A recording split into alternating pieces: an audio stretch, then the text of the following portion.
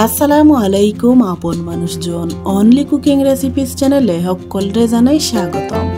আজকে আমি আপনারা লাগি নিয়ে আইছি আলু দিয়ে খুবই মজাদার একটা বিকালের নাস্তা কিংবা ইফতার রেসিপি।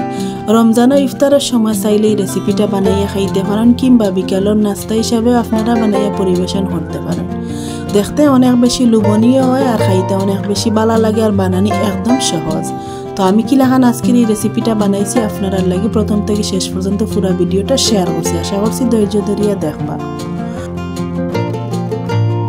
প্রথমে আমি নিছি একটা মিক্সিং বাটি আর বাটির মধ্যে নিছি আমি এখানে কিছুটা আলু সিদ্ধ। আমি আলুগুলারে আগে থেকে সিদ্ধ করিয়া খুব ভালোটিকে ম্যাশ করিয়া নিছি।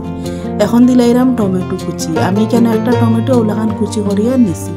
এখন দিলাইরা মিডিয়াম সাইজের দুইটা পেঁয়াজ কুচি করিয়া, চাইলে আপনারা এখানে পেঁয়াজ বেরেস্তাও দিতে পারেন। এখন দিলাইরাম কাঁচামরিচ কুচি, জালটা আপনার পছন্দ মতো দিবা।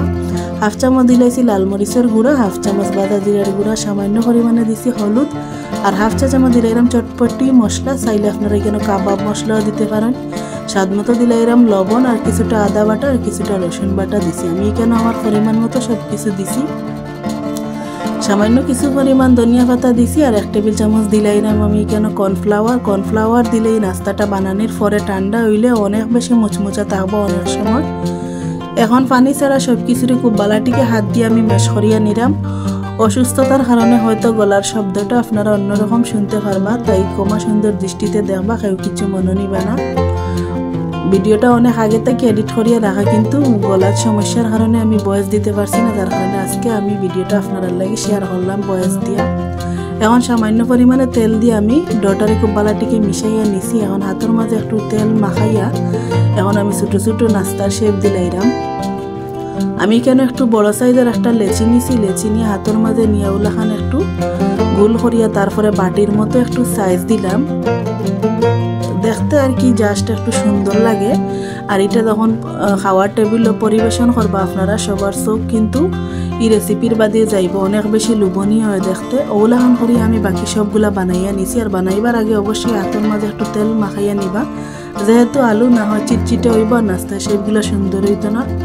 এখন প্লেটটা এক সাইডে রাখি আমি অন্যবাদী একটা বাটি নিছি আর বাটির মাঝে দিলাইরাম হাফ কাপ ময়দা, 1 টেবিল চামচ দিলাইরাম কর্নফ্লাওয়ার, হাফ চামচের মধ্যে দিলাইরাম লাল মরিচের গুঁড়া আর সামান্য পরিমাণে লবণ দিয়া এখন সব কিছু উপকরণ খুব বালাটিকে মিশাইয়া নিলাম। মিশানি হয়ে গেলে এখন আমি কেন দিলাইরাম নর্মাল পানি দিয়ে পাতলা একটা ব্যাটার রেডি করিয়া নিলাম। ভিডিওটা দেখতে দেখতে যদি লাইক দিতে ভুলি যাইন, মনে করি একটা লাইক দিয়ে পুরো ভিডিওটা দেখার অনুরোধ রইল। আর যদি আমার আজকের এই সহজ সুন্দর রেসিপিটা আপনার কাছে ভালো লাগে, আমার চ্যানেলটারে সাবস্ক্রাইব করে আমার পাশে থাকবা, সবসময় আমার সাপোর্ট করবা। ব্যাটারটা আমার রেডি করা হয়ে গেছে, এক সাইডে বাটিটা রাখি দিলাম। আর অন্যবাদে আমি নিছি একটা প্লেটের মাঝে বার্মি চিলি সেমাই, চিকন যে সেমাই যেটা ওটা আমি একটু কিছু জোরজোরা করিয়া নিছি ছোটো ছোটো করিয়া। এখন আগে যে আমি নাস্তা রেডি করিয়া রাখছিলাম ওখান থেকে একটা নাস্তা ব্যাটারের মাঝে দিয়ে তারপরে বার্মি চিলি সেমাইয়ের মাঝে দিয়ে আমি একটু কুট করিয়া নিলাম। আর এক্সট্রা যেগুলো সেমাই লাগাই থাকবো এগুলো একটু জারা দিয়ে সরাইয়া নিতে হইব। দেখো আমার একটা নাস্তা কুট করা হয়ে গেছে, ওলাখান করিয়া আমি বাকি সবগুলা নাস্তা রেডি করিয়া নিলাম। দেখো সবগুলা নাস্তা রেডি হয়ে গেছে, কিন্তু এখান থেকে অর্ধেকটা নাস্তা আমি ডিপ ফ্রিজে সংরক্ষণের লাগি রাখি দিছি আর অর্ধেকটা আমি বাজি আপনার লাগি শেয়ার করলাম। এখন নাস্তাগুলা বাজার লাগি ফ্রাই প্যানও আমি পরিমাণ মতো তেল খুব বালাটিকে গরম করিয়া নিছি। আর এখন একটা একটা করে নাস্তা আমি গরম তেলের মাঝে দিলাইরাম। এই নাস্তাগুলো বাজার সময় তেলটা খুব বালাটিকে গরম করিয়া নিতে হইব আর হাই হিটে নাস্তাগুলো বাজতে হইব। যেহেতু আগে থেকে সব কিছু সিদ্ধ করা আছে এর কারণে বেশি সময় বাজা লাগতো না। হাই হিটে খুব সুন্দর একটা কালার হওয়া পর্যন্ত এই নাস্তাগুলো বাজিয়ে নিতে হইব। নাস্তাগুলো যেহেতু একটু বাড়ি এর কারণে খুব তাড়াতাড়ি তেলের উপরে বাসিয়ে উঠতো না। আপনারা একটু চামচ দিয়ে ওলাখান আমার মতো নাড়াচাড়া করিয়া দিবা আর দেখবা আস্তে আস্তে ওলাখান খুব সুন্দর একটা কালার হওয়া আরম্ভ হইব।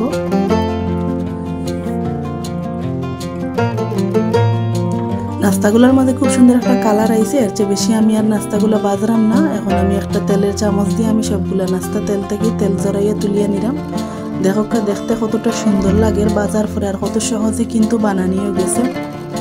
এখন ওলাখান করিয়া বাকি নাস্তাগুলো বাজি আমি আপনারা লাগি পরিবেশন করিয়া শেয়ার করলাম। দেখো আমার নাস্তাগুলো একদম বাজা হয়ে গেছে আর আমার পরিবারে যতটুকু লাগবে ঠিক ততটুকু আমি নাস্তা এখানে বাজিয়ে নিছি। দেখতে অনেক বেশি লোভনীয় লাগে আর খাইতে খুব বেশি ভালো লাগে। বাইরে মুচমুচে আর ভিতরে আলু, চাইলে আপনারা ওলাখান সস দিয়েও পরিবেশন করতে পারেন, না হয় কোনো ধরনের চাটনি দিয়েও আপনারা পরিবেশন করতে পারেন। দেখতে অনেক বেশি লোভনীয় লাগে এই নাস্তাটা। আর বাটির মতো শেপ দেওয়ার কারণে সবার চোখ কিন্তু এই নাস্তার বাদি যাইব। ছোটো থেকে বড় সকলে অনেক বেশি পছন্দ করবা। ইফতার আর কি একটু ভিন্নতা আনতে চাইলে আপনারা চাইলে ওলাখান রেসিপিটা বানাইয়া পরিবেশন করতে পারেন। এখন একটা নাস্তা আমি আপনারা ভাঙ্গিয়ে দেখাইমু কিলাখান হয়েছে ভিতরটা।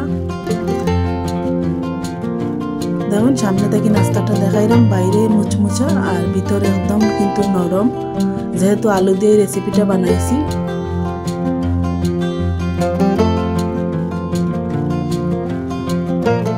দেখো ভিতরে আলু আর বাইরে মুচমুচা। আপনারাও চাইলে এইলাখান রেসিপি বাসা বাড়িতে বানাইয়া খাইতে পারেন, কিংবা ইফতার ছাড়াও আপনারা বিকালের নাস্তা হিসাবে এইলাখান রেসিপিটা বানাইয়া পরিবেশন করতে পারেন। খাইতে অনেক বেশি ভালো লাগে। আর এই উপকরণগুলা কিন্তু আমরা বাসা বাড়িতে সবসময় থাকে।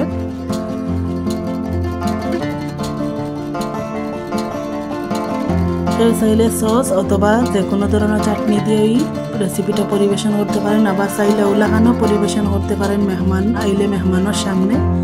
তো আমার আজকের এই রেসিপিটা আপনার কাছে কিলাখান লাগছে কমেন্ট করিয়া জানাইবা। আল্লাহ হাফিজ।